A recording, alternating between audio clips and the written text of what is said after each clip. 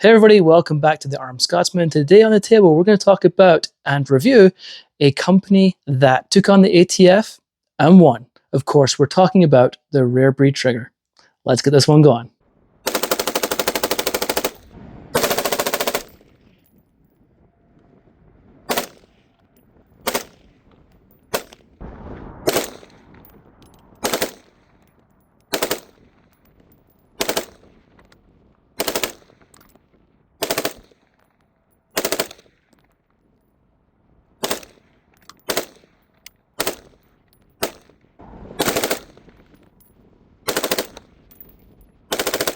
All right, folks, as I said, this is a Rare Breed FRT trigger, a force reset trigger. Rare Breed took the ATF on, lasted a couple of years, spent an insane amount of money and time fighting this, just to prove that we already know this is still a semi-auto and not a machine gun, and they won in court in May of 2025. This FRT in particular from Rare Breed is 100% legal, and it is a crap ton of fun.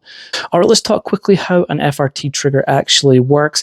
It's a fully semi-auto trigger, and essentially it does what the name says. It force resets the trigger. So as you pull, the trigger goes bang, and the bolt comes back. It pushes the trigger back out to reset it. So your finger is doing essentially this. If I can, maybe we'll go this way, and you are pulling that trigger every single time to let a round go, being a force reset trigger. It just does this really quickly, right? That is a force reset trigger. Fully automatic, you just pull back, hold, and it goes brr, okay? But not with this. You do independently have a trigger pull every single time, which makes it, and by the definition by law, a semi-auto and not a machine gun. Hence, Rare Breed won in court. So yeah, very cool. A little product, very, very fun. What does it come with? It comes with an ambi safety here. You can see here you have one longer side and one shorter side, kind of a standard ambi kind of looking safety right there. But it is unique because this, you can't just stick any safety in with this. You do need to use theirs. And it does have the 3 position, you know, the safe, semi, and FRT. I will install this and show you. I can't show you the install because of YouTube's crazy ass rules. So you will not be able to see that. Maybe I'll put it up on my Rumble channel, but I cannot show you installing the trigger, but I'm sure you'll be able to figure it out. It's pretty simple. As I say, it's a drop-in, essentially cassette tape. And then you have some anti-walk pins, because obviously with a regular trigger the springs will hold it down, but with this obviously the pins would just walk out because it's just got the holes, right? So you got to clamp them in there. So that is your FRT. Now some things to be aware of. I wanted to put this in my Knight's Armament 11.5 inch for the review because it's just the softest shooting gun I own, and it's 11.5 inches, and it just felt maybe this would be the perfect gun for it. However, with my Knights, you'll notice here that you have a little nubbin here and you have a little nubbin here. Hence, I can't push it to the 3rd position for FRT. I can only use these 2, which royally pissed me off. I was pretty sad. This is absolutely not Rare Breed's fault. This is just, you know, how my lure came. Super frustrated. Not amused. So I do have, and one of my other favorite guns, AR-15 specifically, is my LMT Mars rifle right here, which you saw in the video. And this one, it has, you can see it's up here, so down here, it's there. So you've got your safe, semi, and then obviously this is a semi-auto normal trigger in here. It's not the FRT. I'll show you that in just a second. And then you could push that to the 3rd position. So if you have a lower and only one rifle and a lower the same as my Knights, you're going to have to switch your lower out because obviously you want to get that 3rd position like this lower. So bear that in mind. Also, I did have a couple of small issues, not even really issues, just fine-tuning, getting up and running. I was having some, it basically wouldn't go full FRT for me, and I was having some issues.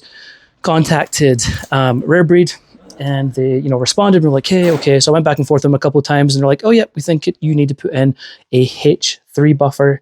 I had a T2 tungsten powder buffer in there, and they were like, yeah, switch out to H3. Switched to H3, went shooting, no problems whatsoever, and it runs like a freaking sewing machine. It is unbelievable fun. Anyway, let me install the trigger. I will come back and we'll show you it installed. All right, so it is back in. So you can actually function check at this point if you want to. Now, I didn't tighten these anti-walk pins down, so no yelling at me. If you see they're loose, they're loose. I just haven't tied them down yet. Okay, so safe. We're good. Go down to semi. We're good now. Do not let your hammer slam into your lower receiver, okay? Now to do this, because to function check, it's a little weird. So you got your safety, right? But you need to pull back, or excuse me, push forward on this little back piece. This is the part that resets your trigger. Okay, so you can push forward, put your thumb in the way, guys. Don't let it hammer the receiver. And there you go. It'll release just fine. Semi works great. And then it's really hard to kind of do the function test, but you can, for FRT, but you can see, oops, sorry, wrong way. You can see there, watch this. Ooh, okay, you got that third position, freaking love it. Okay, it's closest to the real thing we will ever get, for most of us anyway.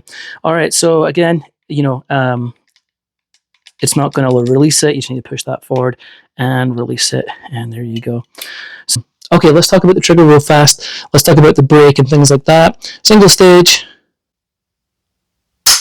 Oh, like zero take up. Very nice clean brake. Let's check out the reset.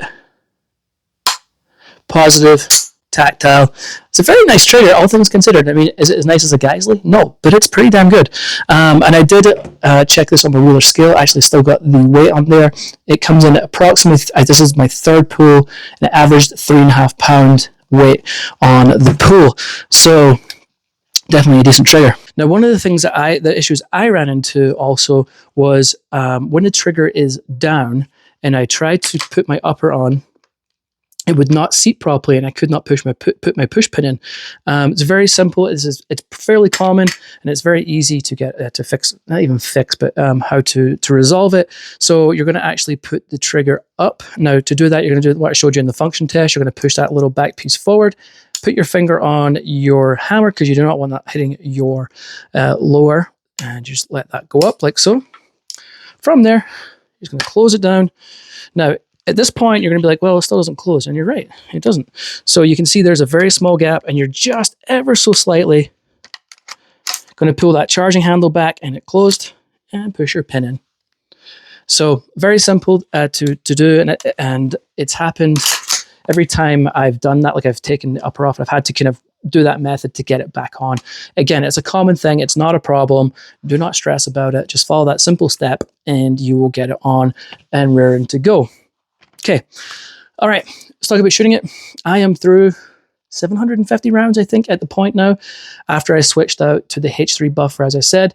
You might not have to do that, you know, with my system, I did. So if you're getting some problems and it's not going full FRT, you can either hit up Rare Breed, and they will help you if you kind of tell them what's going on, because maybe if you have an issue, it's not the same as mine.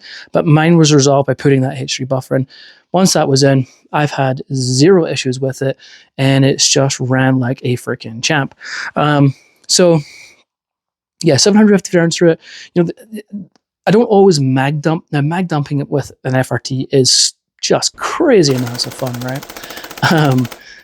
As you can see, crazy amounts of fun. Really enjoy it. However, you know, it does get expensive, to say the least.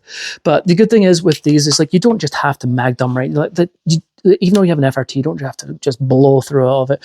You can just, you know, go on and just do some volleys. You know, just get some bursts out there.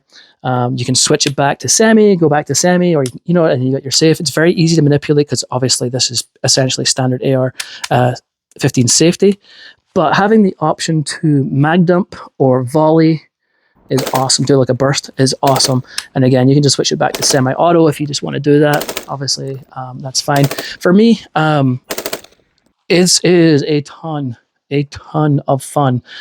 Just having that option for me to be able to go from semi to burst or kind of mag dump is really, really, really cool.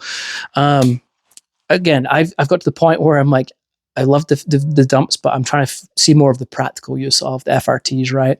And I definitely see it. Cool product, tons of fun. You've got the money and you want to just have a blast.